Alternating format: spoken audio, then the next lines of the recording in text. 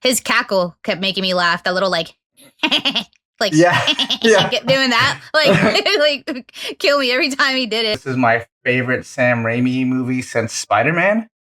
This movie deserves to be watched in a movie theater. Like, it's not something I would say, oh, you can wait till it's on streaming. Like, go see it in the theater. It's a lot of fun in the theater. Yeah. Honestly, yeah. This is a movie that has gone platinum in my household. Like the Echeverria Medina family. I wasn't going into this movie expecting to watch an anti-war movie. But that's... Honestly, yeah. That's definitely what it was. I think one of my favorite scenes is when she's pretending to cut off his balls. Oh, yeah. That scene was good.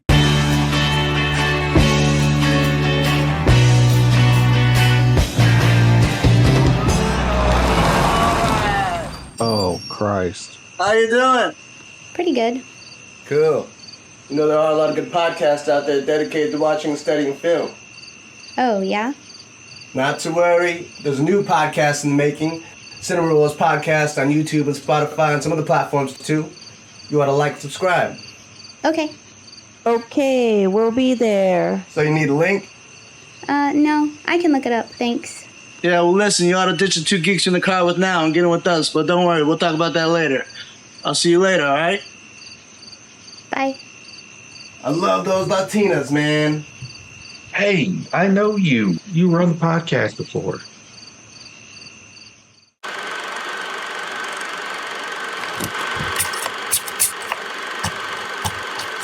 Cinema Rolls Podcast. Welcome to the Cinema Rolls Podcast. I am Josh. That is Natalie over there, and that is my brother Eric. We are your hosts for today. This is the Cinema Rolls Podcast, a podcast dedicated to watching and studying film. Today, we will be discussing and reviewing Send Help. Dun dun dun. Dun dun dun. Came out this year, 2026. Technically, it's not even officially out yet. Technically. This episode is out, it will be out. Yeah. But yeah, it came out 2026. It's rated R, has a runtime of 1 hour, 53 minutes. It's directed by Sam Raimi, the legend. It's written by Damian, Shannon, and Mark Swift, and it stars Edyll. Anybody know how to pronounce that name? Edyll?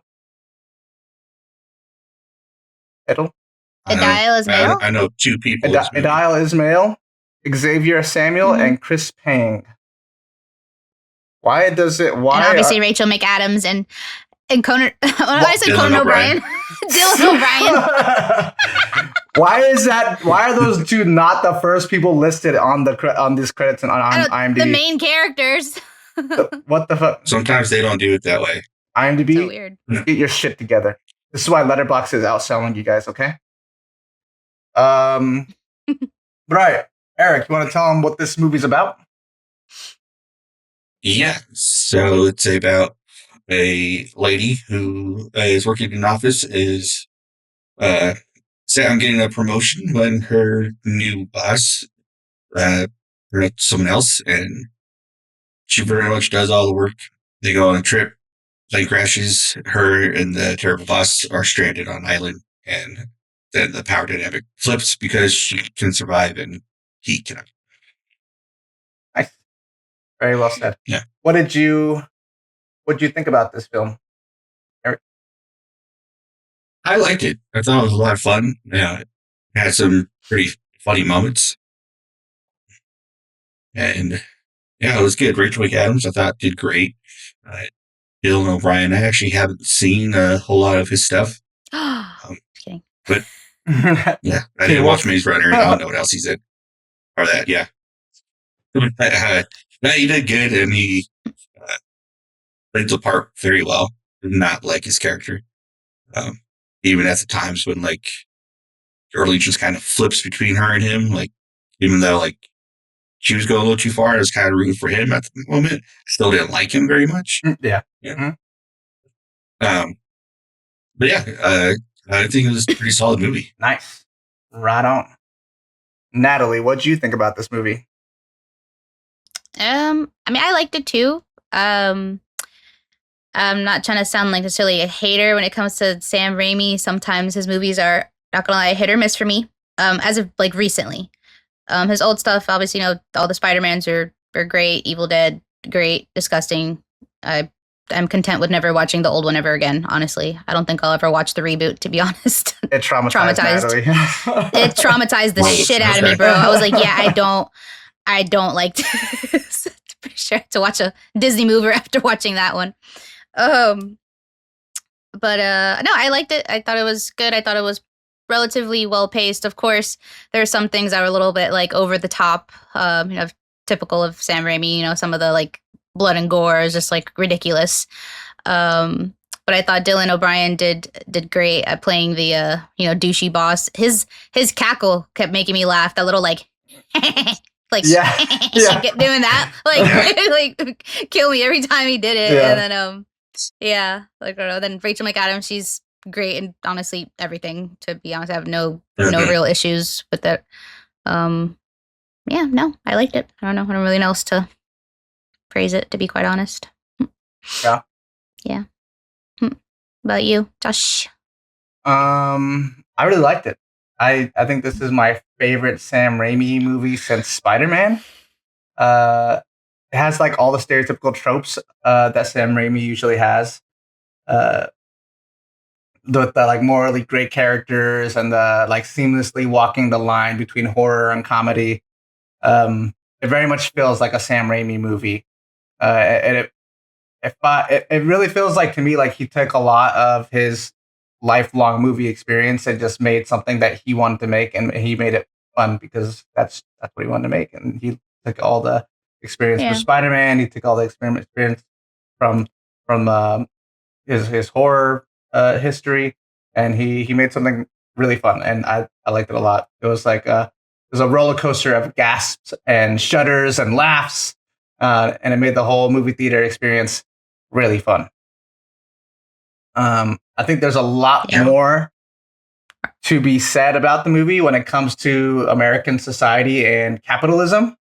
We live in a dog-eat-dog world, and because of that, it's survival of the fittest. And it isn't necessarily the strongest person that comes out on top. It's the person that's willing to make the sacrifice, the person that's willing to make the hard decisions, and the person who is willing to stop at nothing to get what they want. And our society not only breeds that kind of culture, but it rewards it. Hence the ending. It's really cool. I really liked it. Fun movie. Okay. I would agree. And I was going to say, I think this movie deserves to be watched in a movie theater. Like, it's not something I would say, oh, you can wait till it's on streaming. Like, go see it in the theater. It's a lot of fun in the theater. Yeah. Honestly, yeah. And it's actually, it's also in 3D, which I didn't know that, but that sounds like a scary thinking experience. back on it, like, it probably would be cool to see in 3D. There's some moments or really like cool. the 40X. I'd Oh my probably God. piss my pants. Oh no, especially all the blood all the blood spurting scenes. I know, God, yeah. I'd be like, no. Yeah. All the snot. Yeah. But yeah, with that, you guys want to get into ratings? Sure. Yeah. What would you rate this movie, Eric? I'm going to give it an 8. 8? Okay. Yeah. All right. Natalia? Honestly, same. At first, I was going to be kind of like a 7, then a 7.5. I was like, nah, I give it an 8. Honestly, I went into this movie with like, not necessarily like low expectations, but I didn't know what to expect, and then like I said, I came out, was like, I actually really liked it a lot more than I thought I would. So I honestly give it an 8. So yeah. Nice. I don't want to say exactly what you guys said, but I had already premeditated the number 8 before you guys said it, so I'm gonna go with 8. 8. Nice. 8's a good number. Yep. Solid movie. 8's a solid number. Yeah. Yep. Yeah. All right. You guys want to move into some fun facts? Fun Yeah, facts. fun Yeah. facts, fun facts. I have some stuff I want to go over about before you get into this. I know you got some fun facts about maybe the movie, Eric, but Mhm. I looked up some fun facts about Sam Raimi and how he got his start into the industry. I know a lot of people know of Evil Dead, and that is pretty much his start, but I kind of looked up a little bit more to see how that all came about. So we can get into that. Mhm. Um, but before that, I wanted to kind of also talk to the audience and let them know my 4 things that you have to know about Sam Raimi to understand his films. I put together a list. 4 things you need to understand. You need to know to understand Sam Raimi's films. He loves exaggeration. If there's a line in the sand, he's gonna jump way, way over it. He loves over the top stuff. And 2, he can't help but make the joke. The structure of a comedic scene is pretty much the same exact structure as a horror scene. It's a setup and a punchline, and with horror, it's suspense and a jump scare. So Raimi will often mix it up by making the jump scare joke. If he sees a joke, he's going to take it. 3, he loves disgust. I swear he's in the back Yes, of a he movie does. theater. Yeah, and just getting off to everybody, shuddering away from his films. I think he loves that. And 4, the last and final thing you need to know about a Sam Raimi film is that he loves white girls in the rain with hard nips. That is his vibe. Yeah, and, yeah. and if you need some examples, Spider-Man, drag me that. Is Mary Jane Spider-Man kiss? Super hard nips. Drag Me to Hell. Cold as hell. The final scene, the climax in Drag Me to Hell when she's digging up the grave in the rain. Hard nips. This movie, you don't really get super hard nips, but that scene with Rachel McAdams under the waterfall, she's all feeling herself. She's all looking in her reflection and shit. It's just about there. It's right on the edge. Yeah. Yeah. Right. But all right, some fun facts about Raimi. Here's Raimi's story right here. I'm gonna try to be quick about it because I kind of wrote a lot. I tend to do that. But so his first film was a short film called Happy Valley Kid, and it was a comedy that he made in college with a group of friends of his, with his group of friends. And his group of friends, there's about 6 people, and they were making shorts prior to this short. And they each kind of had something to contribute, whether it be like a camera or like audio equipment or acting. You know, they all kind of had their things that they did. But the difference between this comedy short, Happy Valley Kid, and the other shorts that they made was this one actually made some money. It made about $6,000 on college campus theaters. And because of that, I think they kind of attracted other people to help fund their films. And so the next short that they made was called It's Murder. And in this short film, they had a jump scare.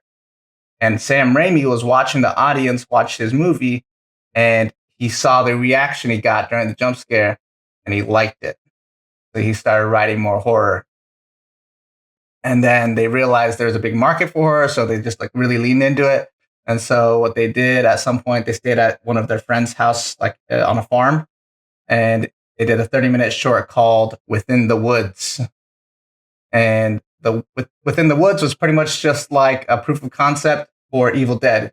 What Sam Raimi did is he took a bunch of elements from Evil Dead, he made a 30-minute short about it so that they can go to people and like try to get people to invest. And you would think they just go to like one rich person and try to get them to produce the whole film. No, they went to anybody and everybody. Like they went to motherfuckers in the grocery store and they're like, "Yo, check out this movie. You want to pitch in some money?" They went knocking door to door, just showing people this horror film to try to get people to invest. Which is pretty fucking dope. Like when there's a will, there's a way, you know? Just going door to door. Yeah, that's crazy. Like a Jehovah's Witness or a Mormon or something, but with but with the Evil Dead movie. Mormons are always like the butt of the joke. I'm like, it's the Jehovah's Witnesses, okay? Okay. Leave the Mormons alone. No, we can throw them in there. It's okay. I think it's okay. I'm just kidding. Yeah, you know, I got my beef with Mormons. with Stephanie Meyer or what? What? Is that why you have beef with Mormons? Is Stephanie Meyer? Oh, yeah, her too.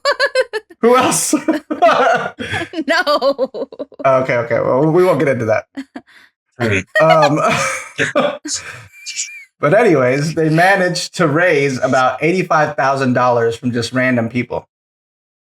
And so a group of that little group that they had, a little posse, and a handful of actors went down to Tennessee to shoot Evil Dead. And the original location that they had was a cabin that the Film Association down there had set them up with, and it fell through. And so what they did, they started shooting what they could, all the shots prior to the actors getting to the cabin in the movie. They shot all those shots, which wasn't maybe 10% of the movie. And then they found another place that was actually rumored to be haunted due to some people that had died there in the past. And if you're curious about it, I'm not going to get into it right now because I don't want to talk too much. But if you're curious about it, go look it up. Sam Raimi tells a very interesting story about how these people passed in that cabin. But yeah, the shoot was a total disaster. It was in the middle of winter. It was super cold, and this place that they had found that was haunted was a dump, and it literally had dumps all over it. It had 6 inches of cow manure all over it because the cows that were staying on that farm had broken into the house and they're just shitting everywhere. So they had literally had just cows shitting everywhere. They literally had to go and shovel manure out of the house just to use it. And Sam Raimi actually had to stay there because one of the nights their power tools got stolen, so somebody had to stay there to watch all their equipment. And Sam Raimi was that guy. And it was cold. It had no heat. It had no water. And he was pretty much freezing out there. Which is that's crazy. Yeah, dedication, yo. He could have used the cow manure for to start a fire. Probably smell like shit, literally. But I think he did. I think they did have a fireplace in there. That's what he used for warmth for the most part. Interesting. Committed to the bit.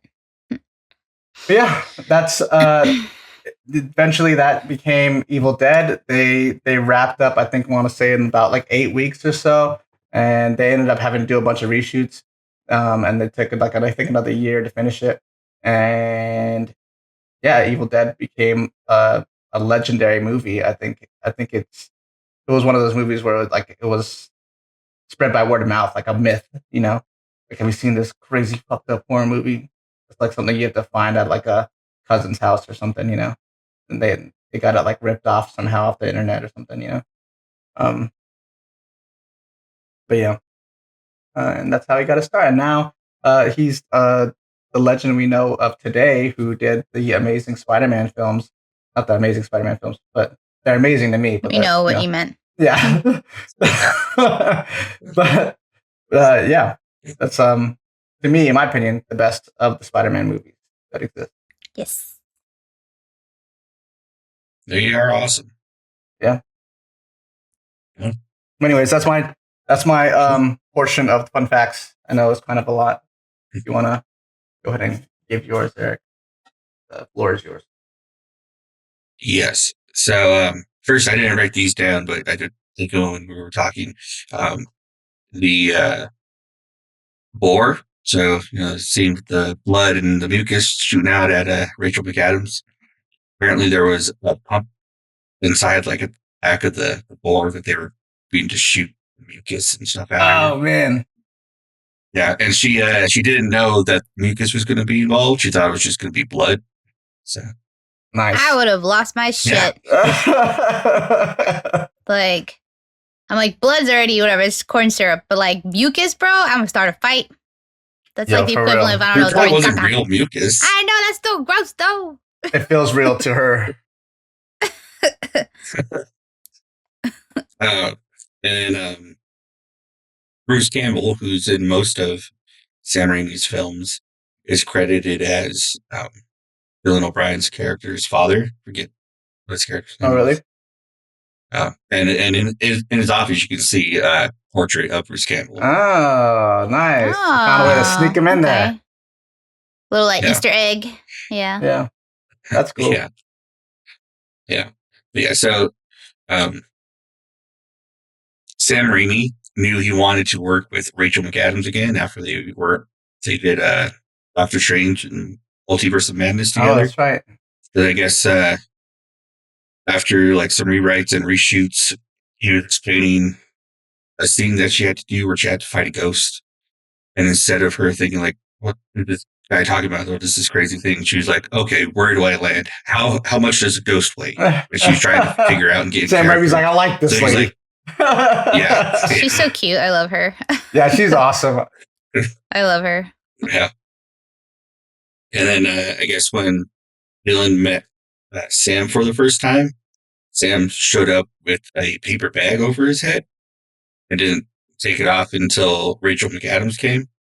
So he said it's kind of just set the mood for like how the shoot was going to go, Yeah. and that Sam Raimi was super playful and Silly. fun. So, yeah, He seems like a really funny guy. Like seems like he's he does. He seems like a real sweet guy. Like I said, I've met him before. He's really nice, Yeah. very soft spoken. Yeah. That's cool. Like meeting him, you would never think that this is the guy who made Yeah. Evil Dead. I could totally see him like if like he didn't get into film, I could totally see him getting into like the circus and being like a clown, you know? like Yeah, like a jester or something. I Yeah. was watching an Yeah. interview of him when he was younger for Evil Dead, and he was like making like honk noises and like poking his eyeballs and shit. Like he was being this like silly. Yeah. Yeah. And Rachel prepared for the movie. They had her, the person on set, but she worked with a survival expert named Kai Furnau. And so she learned all like these survival techniques and stuff, and how to that like sounds bust open familiar. a coconut. And yeah, I guess she's been on like some like survival shows and stuff. Okay, She hasn't been on Survivor, I don't think, but is she not going to be Kai later? was I said, that? is she not going to be Kai later? Like her name's Kai for now, you know? What's up? Why is it That's Kai for funny. now? Natalie's shaking her head at my dad joke. I could be pronouncing it wrong. It could be Fano. Oh, Yeah. I thought that was like an Instagram name or something. Kai for now. No. I was like, damn, she's not No. gonna be Kai later, yo. She's gonna change it up on us.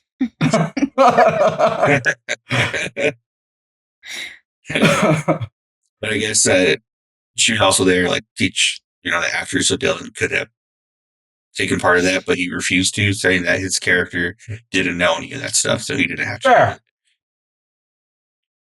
it. It might be Yeah. an excuse Solid for answer. to be lazy, but I think it's also Yeah, I think it was mostly an excuse for him to be lazy, but he was like, it kind of "Nah, works though. I was being kind of method."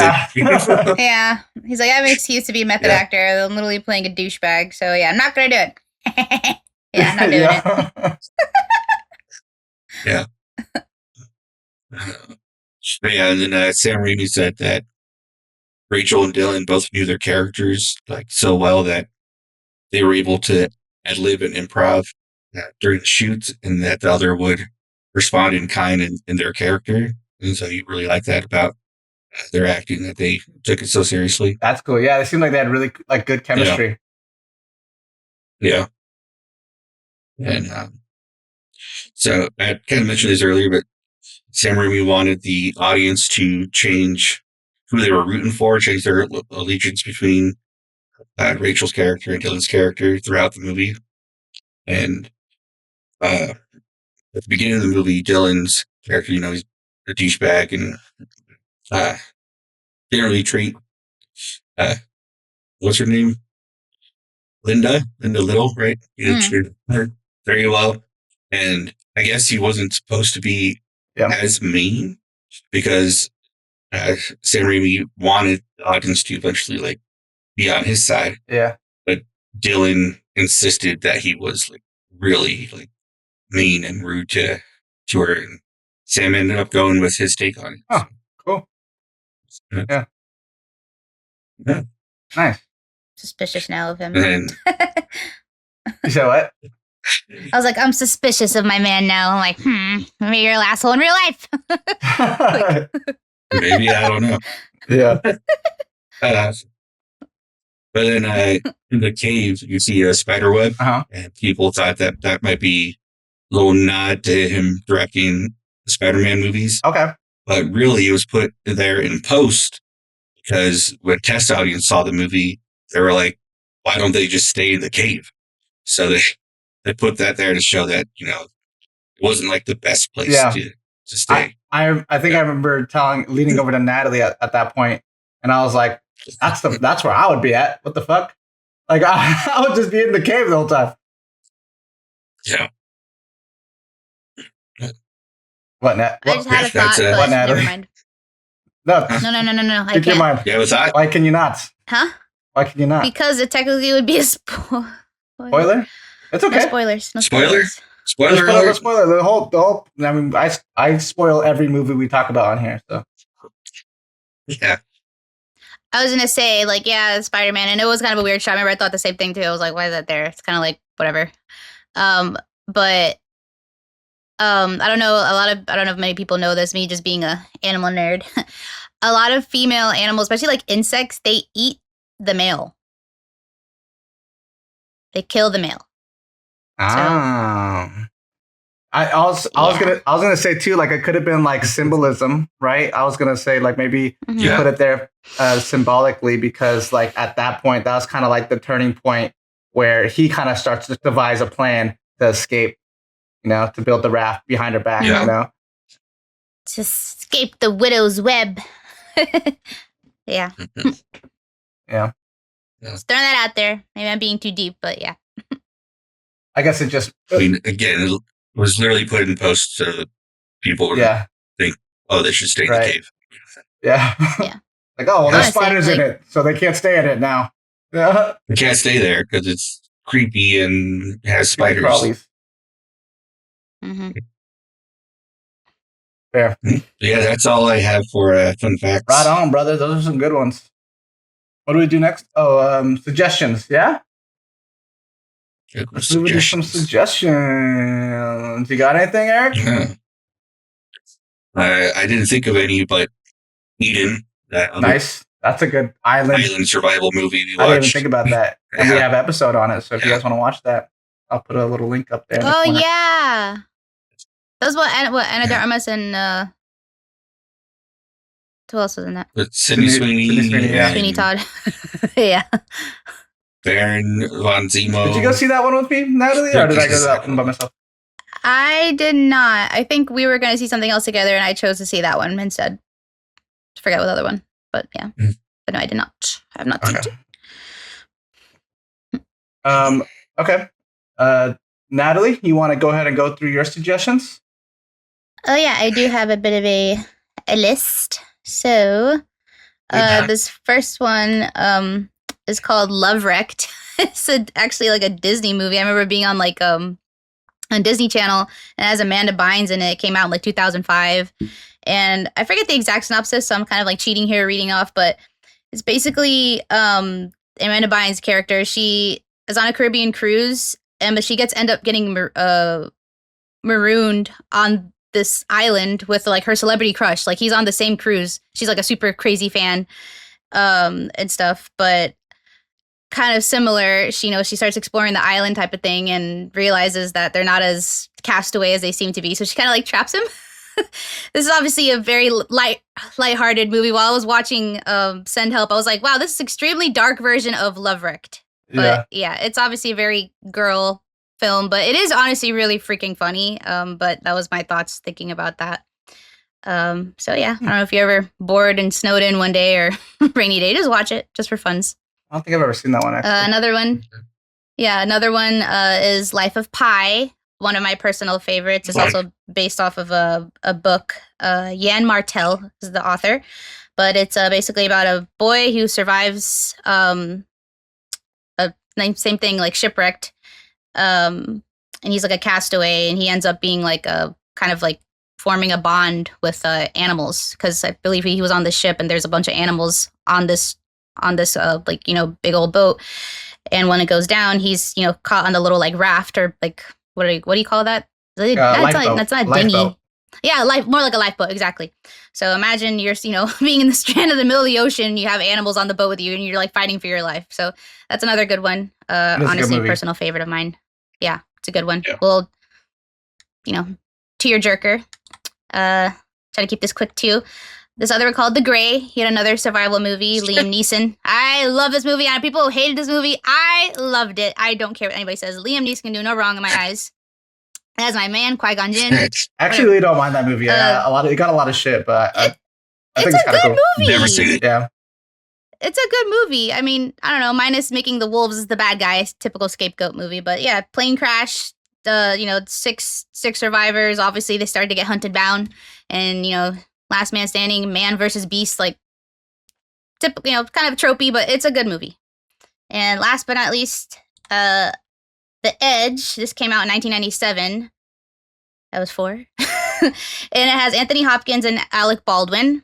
And they're basically a billionaire and 2 other men struggled to band together and survived after getting stranded in the Alaskan wilderness with a bloodthirsty bear hunting them.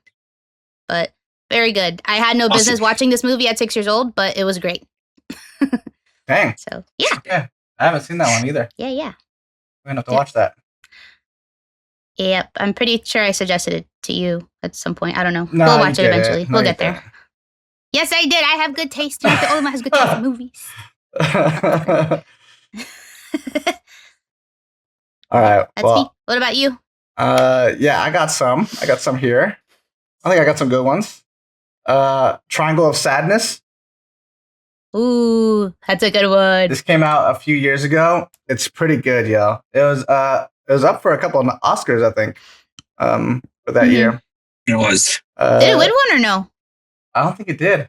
I don't know. I don't think it did. Nominated for 3 Oscars. Yeah, but it's really good. It's kind of the same thing. Shipwreck. Then they go onto this island, and this whole shift in power dynamics happens. Very good, very well. It's kind of different than your normal 3-act structure, but I think it works. I like it. Mm-hmm. And then the next movie I have, which I'm surprised nobody said, was Castaway. It's a good one. With Tom Hanks. And Wilson. Yeah. Wilson! I'm sorry, Wilson! I think Wilson should have been nominated for an Oscar. Yeah, all he did was go like this. You look just like that. That's Natalie's Wilson impression. That's funny. The next movie I got is The Martian. I don't think I ever saw that one, but I wanted to. I was thinking a little outside the box here. Right? It's good. Yeah, Matt Damon. He's stranded on Mars by himself. Oh, yeah. So, another stranded movie. And he uses his poop to grow potatoes. Poop potatoes. My favorite. And the just for funsies, I threw in the Stranded episode on Jimmy Neutron. because I love that episode, yo. I remember one time, I think maybe a few years back, I just went to go watch that episode of Jimmy Neutron because I like that episode a lot. Jimmy and Cindy get stuck on an island. I'll have to watch that. It's been years since I watched that show. Yeah, it's a good one. A blast from the past. Our age is showing. What you got, Eric? Yeah. Well, Natalie's first suggestion and your last suggestion definitely made me think of this. The Even Stevens movie. Oh, yeah. When they think they're stranded on an island, but they're actually like on a TV show. Yeah, Yeah. That's a that good was one. funny. Yeah. Yeah. That one's kind of like Yeah. the Truman Show, but mixed with like Castaway. Yeah. Yeah. That's a good one. I was gonna Mm. say, oh yeah, I have an honorable mention. I'm like, I don't really should suggest this because like I was never like a diehard fan of this movie, and I was pretty young when the show came out. But I watched like the first season with my dad. Remember the show Lost? Oh yeah. Lost. Yes, yeah, Never watched it. yeah. It was okay. Like I don't know. I think by like season 10, I was like, are y'all at first still stuck on this island? Like Yeah, them motherfuckers still lost, yo. they're still lost. Sorry for all 'Cause they're people all that like dead. Lost, but yeah, I was like, I'm over this shit by the first season. Like either swim or die. I don't know. Like, All right, stay lost then. We don't want you anymore. You know? I was Yeah, like, I never no. watched it. I thought it looked good. I wanted to watch it, and I just never did. And then the finale happened, and I heard about how it ended, and I was like, I don't want to watch this show now. Yeah, I heard It's about a it. terrible Yeah, ending. yeah, it's pretty bad. But all right, That y'all, happens. let's move on. Let's keep it moving. What do we normally do after suggestions? The bucket pool movie that we watched. I believe we talk about the bucket pool, right? Yeah, I'm excited. I liked this movie a lot. So last week we pulled out a Galactus right there. Our special guest star in every episode. Harold Galactus. Yeah, yeah. And Galactus heralded us, the good, the bad, and the ugly. And I was like, yes. super cool. What'd you think about the movie, Eric? I liked it. It was long. It took me a little bit to get through it because I actually didn't start it until yesterday Okay. while I was still at work. So I watched a little bit at the end of work, watched some during dinner when I got home, and then I finished it after I finished editing. So I was a little tired last night, and so I'll talk about the other ones when we talk about what we've been watching. But I actually did watch Fistful of Dollars and a few dollars more Oh, you watched them before you watched? before. Yeah, Oh, okay. yeah. Which I like both of them. They're all three of these movies are all really good. Yeah. And I can see why people love them, and I see why they're referenced in so many things. Yeah. How it inspired so many other filmmakers. Based on how I watched them, I wouldn't say it's my favorite of the three, and I was a little lost trying to follow each like storyline. But it was good. I don't want to like say it was bad because it wasn't. But yeah, I really liked it. Right on. Don't tell me too much about the Dollars movies. I'm really excited to watch them now. Yeah. Natalia, this was your what? Second time watching it? Third time watching it? Third. Third time Yeah. watching it? Mhm. How do you feel about this movie? I love this movie. This is a movie that has gone platinum in my household, like the Echeverria Medina family. My family is infamous for showing a lot of us youngsters very like niche films, very random movies, like even like Gone with the Wind, and I'm like, I don't know if like Arya would sit through a 3-hour movie. It's an ass buster, but they're like, like Matilda, you're gonna watch this. You're gonna watch the TV when it comes to this. So yeah, but no, I love this movie. It's great. I think definitely watching it as like an adult, not like a teenager and then like a kid before. Before it was just all just like typical Western woohoo, like guns blazing. But I got like a deeper meaning of it this time that I watched it, and just more of appreciation for it. Clint Eastwood is just like the GOAT. Want to forever be like the greatest of all times. Like he is just so awesome in that movie. You can't help but love him. I had an appreciation for Tuco, the ugly.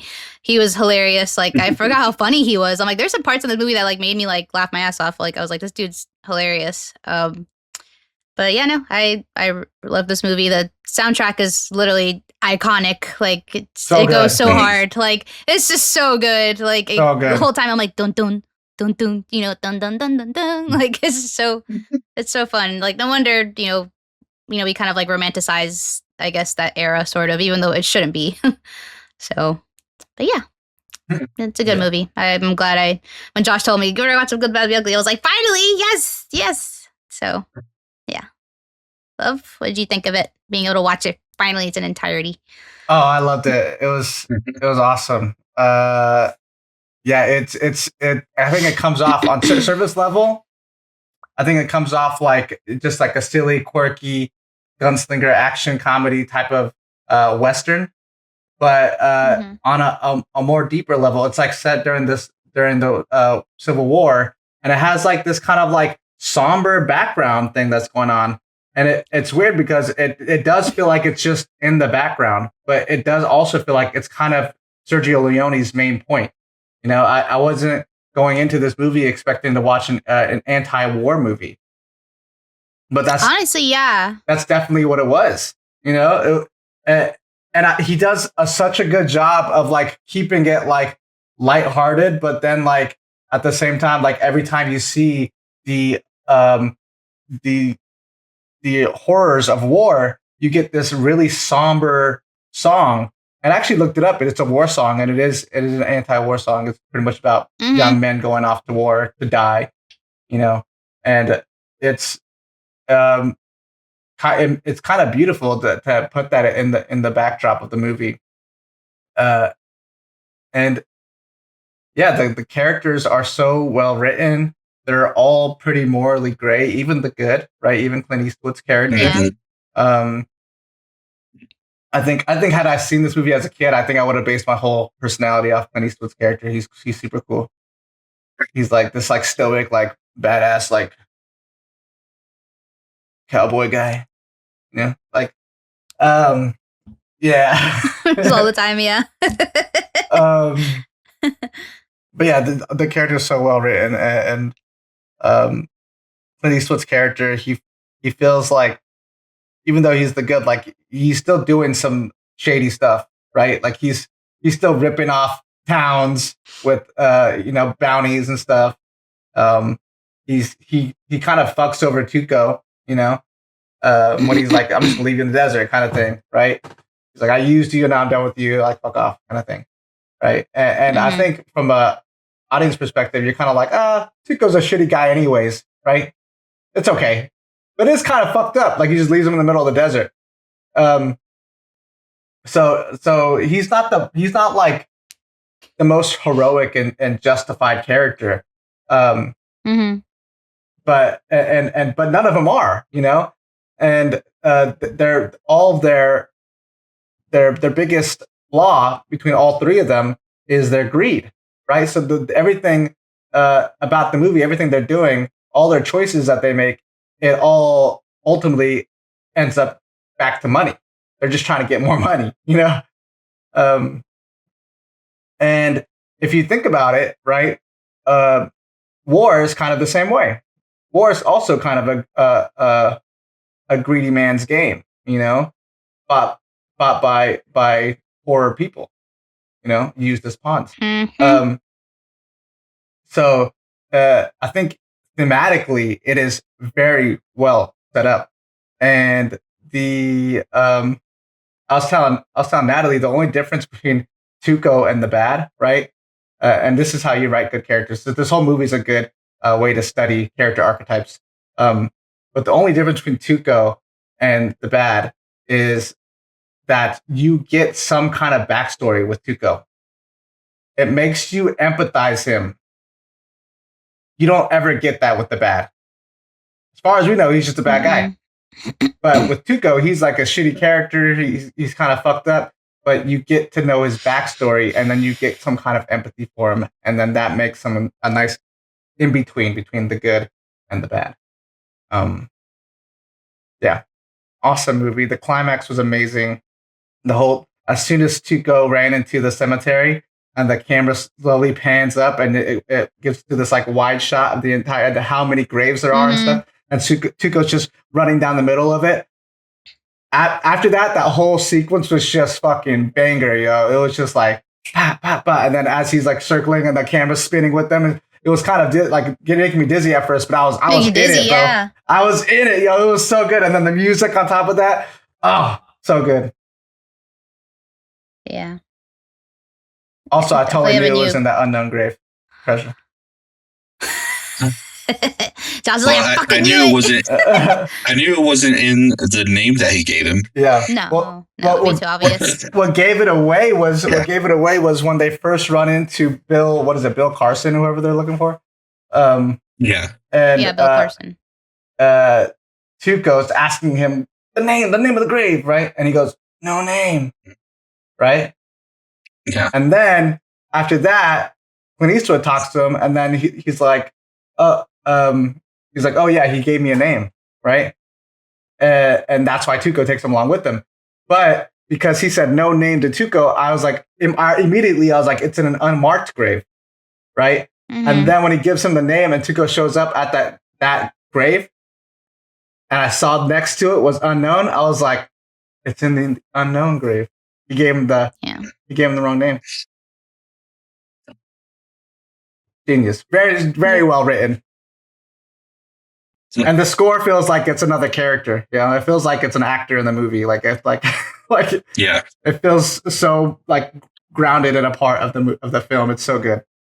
Yeah, it was a good rewatch because during the whole like Civil War, like all the scenes, I was just sitting there. It's like, damn, like not that I didn't like completely or like remember it, but I was like, I don't remember much of this. Like when it would, like the funny scene where he's like, where like he's like, we're the gray, and he's like, F that, he says F that, but he's just like, screw that. Yeah. He's like, what's that general's name? He's like Lee. And he was like, fuck you, Lee. And then they like take off, they like dust themselves off. It's all the Union shoulders, and they're just like, shit. And the next shot, they're like in their POWs. Yeah. Yeah. That part cracked me up. Yeah, like I remember just and then the scene where Blondie, Clint Eastwood's character sees like the young, like rebel, rebel civil, Confederate soldier, and he's like a kid. He's a kid. He's like pretty little eyelashes, little like baby face and stuff, and he gives him like a cigarette, takes off his little poncho, puts it on him. I was like I cry. Am I crying? Yeah. I'm like, I do not remember this at all. Like, Yeah. don't remember this at all as a kid. Like, so I don't know. Like you said, all that you said earlier. I don't want to regurgitate or reiterate what you just said that, but yeah, it's a lot deeper film that it comes across. So it's a classic. Mm-hmm. And that's the only thing that makes him the good. By the way, is he seems like he has this very strict rules of things that he abides by. It's almost like a code of honor in a way.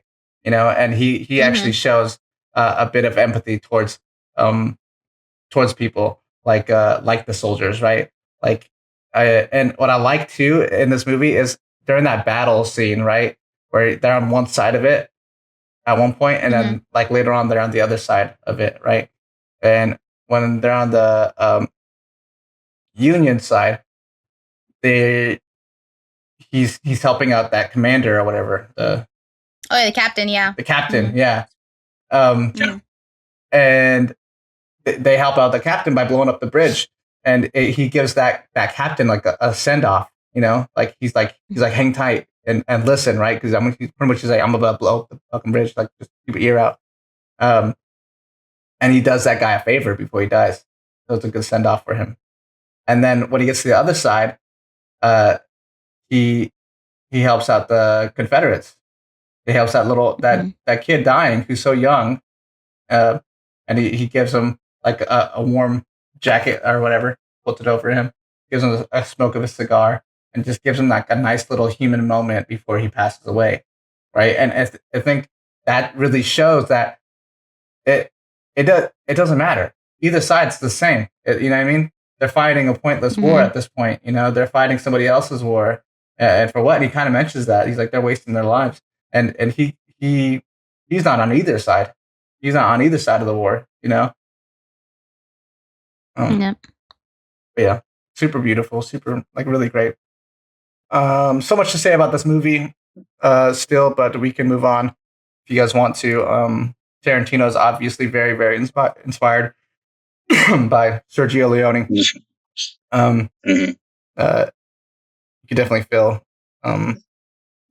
Sergio Leone's inspiration in Tarantino's films, especially Django. Oh yeah. Yeah. Yeah. And Hateful Eight. Hateful Eight, yeah. Mm-hmm. Yep. Good one. But all right, what's the bucket pool.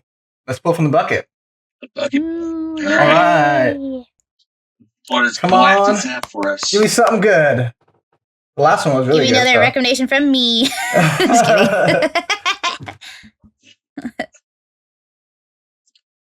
What do we got?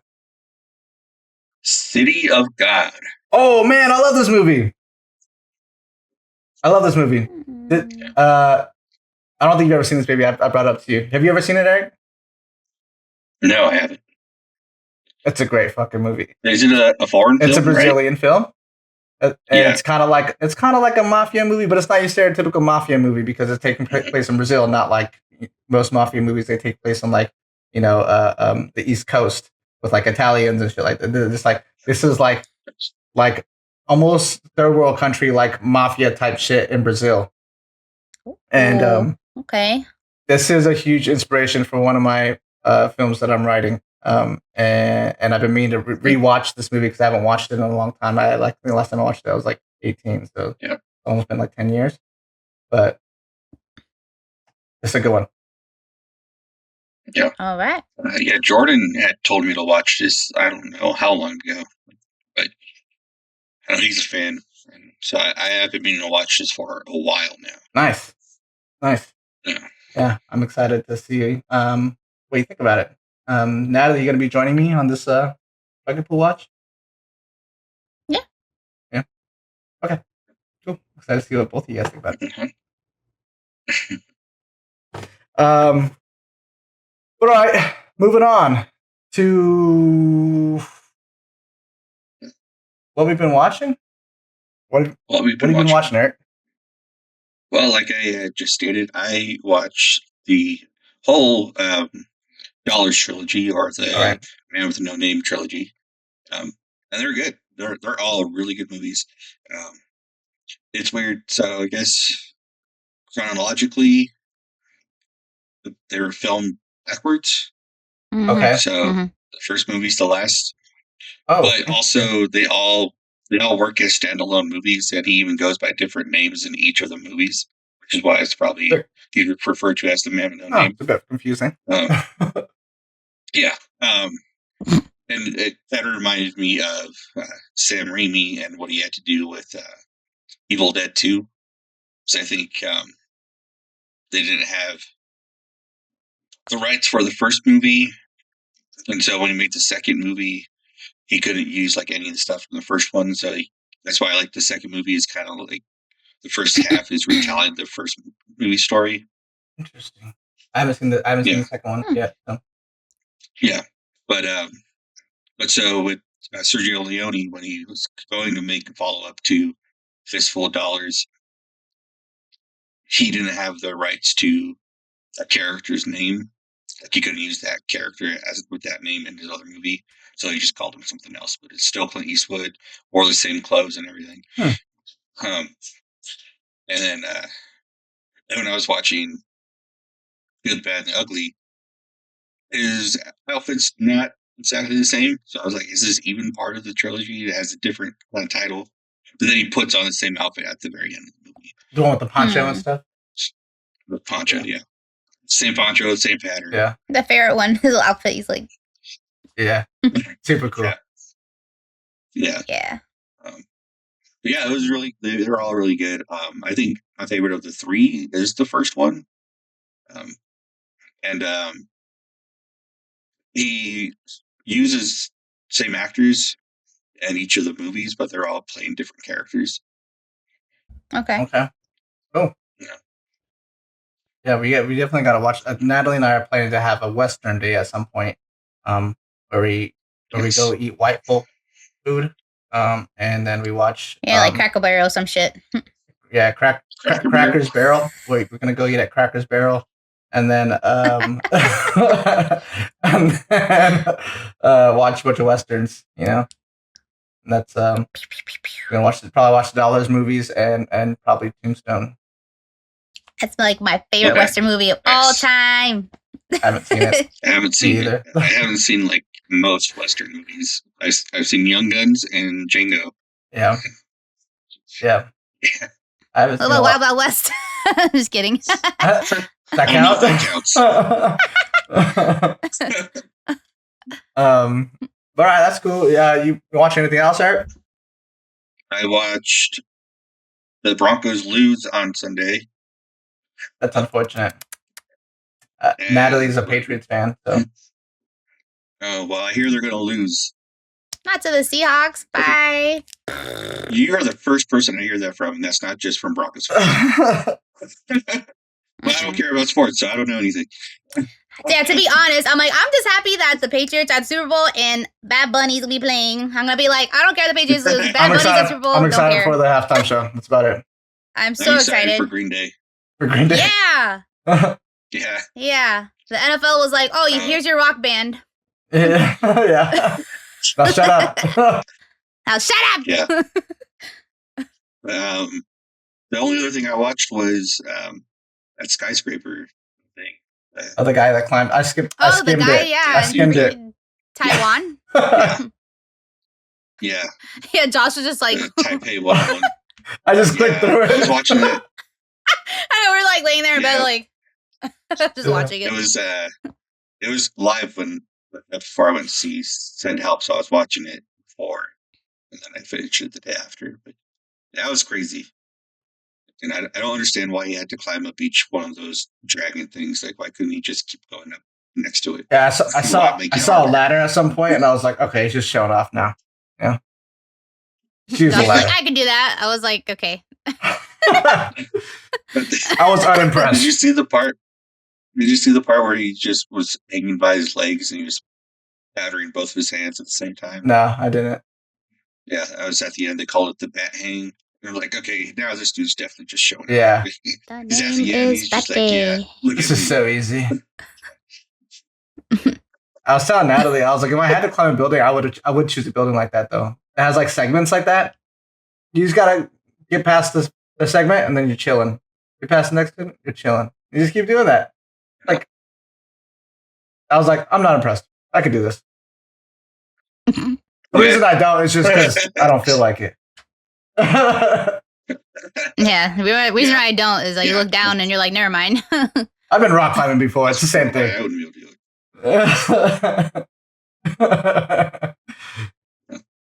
it. But anyways, let's move on from sports and rock climbing. This is getting boring.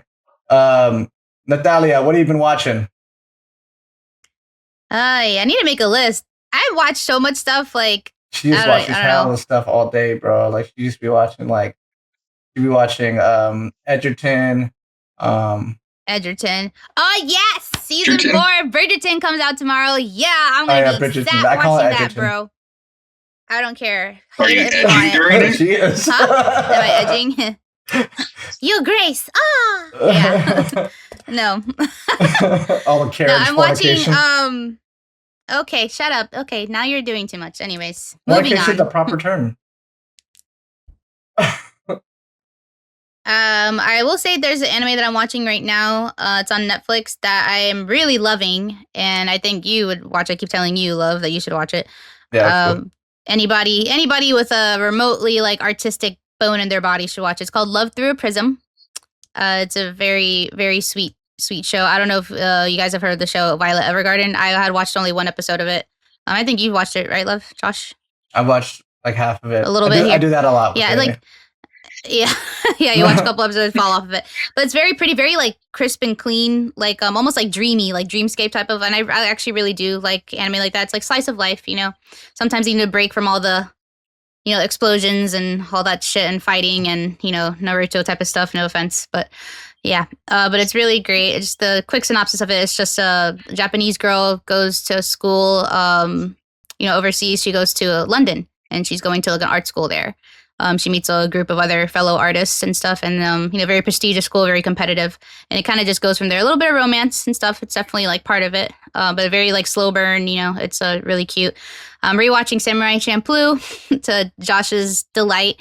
I had only stopped watching it like literally almost 4 years ago. We started dating. Yeah, she so I'm watched picking like that the up first again. 3 episodes of it, and then she stopped, and then she never I picked watched it up like again. the first 6. And Okay. I have been giving her shit about it ever since. So now she's finally watching Yeah. it through.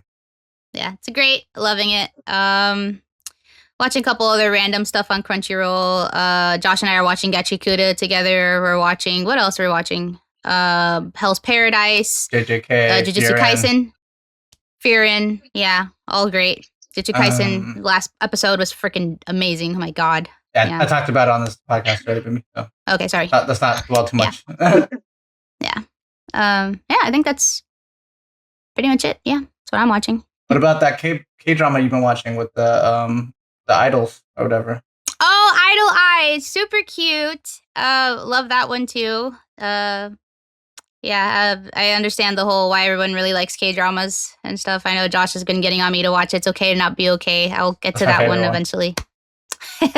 But this one obviously I love because everybody knows, or people that don't know me, I love K-pop.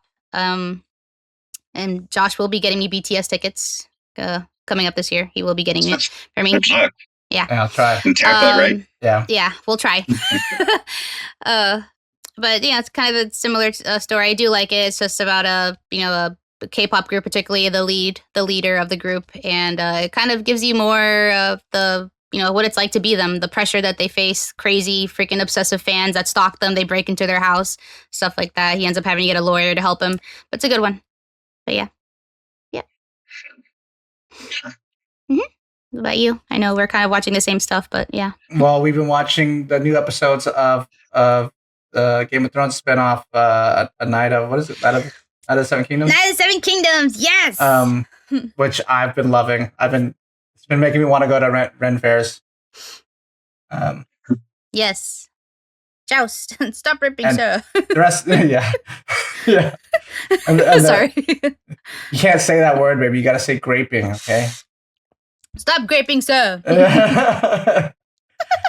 I'll bleep that out. Yeah, we got to. But yeah, that show's, I'm really liking it. It looks like it's going to be really good. Like where the season's going looks really dope.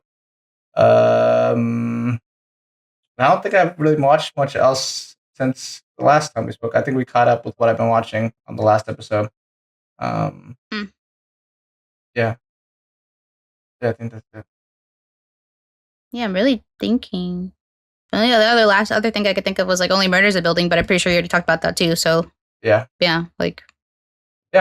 Okay. Well, let's move on to that was sufficient. Let's move on to final thoughts. Final thoughts, brother. Do you have any final thoughts about Sand Help? Yeah. So when I first saw the trailer, I kind of thought that maybe on the other side of the island there might be like civilization, like not just like a house, like spoilers, what we see in this movie. But I was going to be like maybe like some kind of resort on the other side of the island that they didn't know was there. She wasn't going to tell them. So almost got it right. Dang, that was your guess. That was my guess from the trailer. But when she first saw the boat and you see like her reaction and she's like, not yet, it's not time. I was wondering, because you don't see like the house first, you don't see that too much later. But the boat had like flags, and I was wondering if she recognized the flags, if that meant something, if maybe it's not like friendly country they were from. I don't know. But yeah, when she said it wasn't time yet, I figured she was waiting until he had finally like accepted her and was going to be cool with her and would let her keep her job and get a promotion and stuff. But she kind of keeps way longer than she should have. Yeah, crazy bitch. Yeah. I was sort of talking to Natalie about this, but she mentions multiple times in the movie that her job is strategy and planning, right? Yeah. So do you think that her strategy and her plan the whole time was to eventually kill him and then take over as CEO? I don't think so. Or do you think that was... I don't know what she was planning exactly. Yeah, because I don't know if she was going to try to just stay there forever. Because it almost seemed like that's what she wanted. Right. or because the one thing this movie doesn't give you is it doesn't give you a clear idea of what her goal is, right? I think the Sam Raimi leads the audience to believe that she wants to stay there because that life is better than her current life back home, and that's why she wants to stay. Or two, she's trying to get a hook up with Dylan O'Brien's character because she finds him attractive, right? Which they kind of insinuate on multiple occasions. And she thinks that if she provides for him and she is like a good mate towards him, that eventually they could like be something, right? So perhaps that's her goal, right? Or three, her goal was she was just fucking with him the whole time because she was getting a kick out of it, and she was getting a kick out of the shift in power, and she was just power tripping. And then but eventually her plan was to kind of kill him, and then take over as CEO because that position was offered to her, right? But he denies it and tries to give it to somebody else. And then now she's given the perfect opportunity to be like, oh yeah, everybody died in the plane crash. I guess I have to take over now. You know what I mean? Yeah, I don't know. It's hard to say what exactly her motivations were. Because if she wanted to just, get the job she was supposed to have, she would have just killed him right away. Offered her. She could have gotten that before. But the point of keeping him alive and then keeping them there way longer than they needed to be, I just don't see any rhyme or reason other than the fact that she was enjoying it. Yeah. Yeah, but like I'm saying, like it could have been that was her plan, but she was just enjoying herself, and so she was just like indulging in what the situation was. But ultimately, she was planning to kill him. I don't know. What do you think, Natalie? I'm kind of like in the middle too. Granted, I feel like I didn't really think that about her until she told the story about her husband. And I was like, this bitch crazy. I mean, she already crazy. She already like weird, but like, I was like, she killed her man. That shit premeditated, boy. That's some premeditated murder right there. Like, yeah. So maybe she did, maybe she didn't. So, but yeah. And you had no idea that she was married before until she tells that story. Because when they show her apartment and like pictures and stuff, she's alone. She's alone, like on hikes and stuff. Going places, which does emphasize the fact that she has no friends. But you never would have thought that she was married until she tells that story. And like, she did not care about that. I would say it also shows you that she didn't give a fuck about him, or else she'd have some pictures lying around, you know? Yeah. So I was like, maybe she never was. Maybe she was like, I don't know. Maybe she made that up too. I don't know. But I feel like in a drunk stupor, like, who knows? But it's just her and her little cockatiel against the world. Yeah. Her sweetie. Her sweetie. Yeah. No, she definitely did have a husband. I think she definitely did help his death. She did something, yeah. She aided in that for sure. Yeah. What parts made you like laugh out loud? Is there like two specific parts that really got me? I think Dylan O'Brien's laugh was making us laugh the most. Oh my gosh. Yeah. I can tell you what parts disgusted me the most, or maybe shudder the most, but I can't think of. For me, his laugh was honestly really annoying until they had that fight. At the end? And I forget what part where he laughs at her. I don't know if it's when he was like gouging at her eye, then he sees her face. At that point, he laughs. And that's when like made me laugh. Yeah. It's funny. Yeah. But the first thing that really made me laugh was when the plane was going down and that guy got sucked out, but he got caught. Yeah. And then you see him banging against the plane. Yeah. Honestly, good segue for that. I didn't mean to be like, cut you off, but like I was like, I don't know where I'm gonna say this because I don't know, of like the way that guy bit the dust was like hilarious to me. It's so crazy. His body's just like like so crazy. I'm like, well, what a shitty way to go, honestly. Just like but I couldn't help but laugh too. I don't know, Josh is definitely going to roll his eyes, but that guy, his name is Xavier Samuel. And I was like, this guy looks familiar. And I was like, what a crappy way to bite the dust. Because I'm pretty sure I've seen him bite the dust in another movie in a pretty crappy way. And I'm like, oh, he was in the third Twilight movie in Eclipse. He gets eaten by one of the wolves. He just gets his arm bitten off. And then the wolf is dragging him away. And he's like, Victoria! And just gets dragged away. And I'm like, yeah, this is a creep in that movie, but that's why I was laughing at that part too, because I was like, yeah, suck it, I don't know. Natalie will find a way to connect something back to Twilight. You know that game, 7 Ways to Kevin Bacon. She finds 7 ways to Twilight. It's like dude, there's so IMDb many people that have been in Twilight that are in obviously better movies now. Hell, look at Robert Pattinson. He's a great success story from crappy movies to stardom. So yeah, hey. there were a lot of motherfuckers in those movies. Yeah. Yeah. Oh, yeah, that part killed me. I don't know. And then of course when Dylan O'Brien was just well, watch me build a house. He's combining two twigs together and it's just falling, and he's trying to walk around with his gimpy leg. He starts to eat the bug. That was funny. Right. Then it was gross too. Yeah. Yeah. But yeah. I think one of my favorite But scenes is when she's pretending to cut off his balls. Oh, that was crazy. That scene was good. Was Is the build up to eventually finding out what it actually was really good. Yeah. Yeah, because Josh and I were like, "Oh my god, crazy. she's really about to do it." I was like, "No, she's fucking with them. She's not gonna do it." You know what I mean?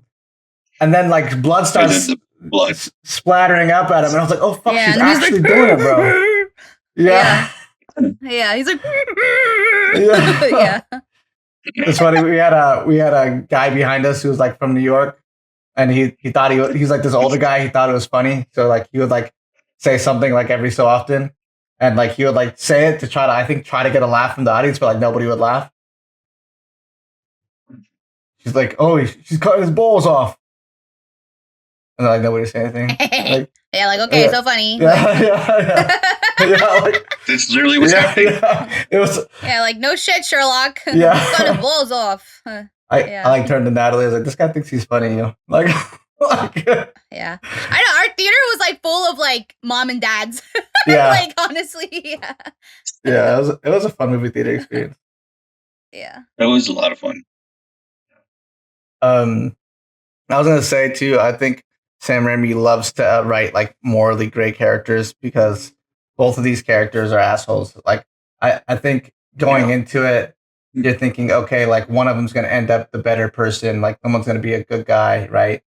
And eventually you're gonna end up on one of their sides, but you can't really pick a side because they're both assholes, right? So he loves writing characters like that. His character in Drag Me to Hell is like that too. That makes sense. Yeah. Justin Long? No, the main chick in Or it. what's his name? Oh, yeah. The main girl in it. Yeah, I'm not super familiar with him, but yeah. Rachel McAdams. It was hard at the beginning of the movie to see her as someone that's so unlikable. Yeah. She was kind of annoying, didn't understand social cues. But still, she wasn't so annoying that if I was in the office, I'd be like, "Oh, I hate this person." I would at least talk to her, let her tell her story. I wouldn't hate her like everyone else did. Yeah. So I didn't quite understand. Maybe it's because Rachel McAdams herself is just so likable. Yeah. That would be hard for me to be like, yeah. That's a completely insufferable character, yeah. I would pretend laugh at her stupid jokes. Yeah. Yeah. Yeah. Yeah. I think noxious odors. Yeah.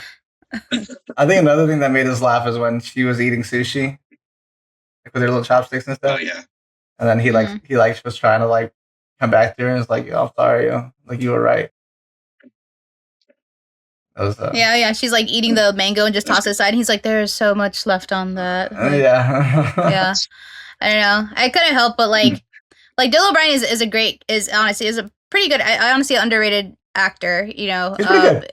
Because he's pretty good, yeah. I don't think he's oh god, but he is a solid actor. But there's certain times where even at his like age, he's like the same age as us, like literally like 31, 32, whatever. Yeah. I still see like his character from Teen Wolf, you know, especially when he makes this like weird like mouth thing. He always goes like this, like he has like water in his mouth sometimes. I'm like, he still does that. Like he did that in Maze Runner, he did it in that too. So when he's like watching her going like this, I'm like, he looks like Styles from Teen Wolf, like after all these years. I'm like, you can't let that go. It's like still there, that like quirky dorky character, like Yeah. Yeah. When he poisoned her, I actually had like got up to go to the bathroom. So when I came back, he was on the raft. Oh, okay.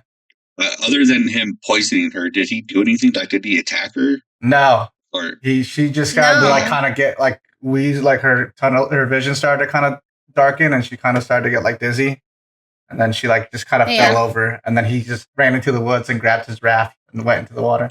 It was so funny. He was like, ha, like freaking Moana. That's what Josh said. Josh was like, I mean, Moana. I am Moana. For real, yo. I was like, it's not even a good raft. I was like, he's not gonna make it out, yo.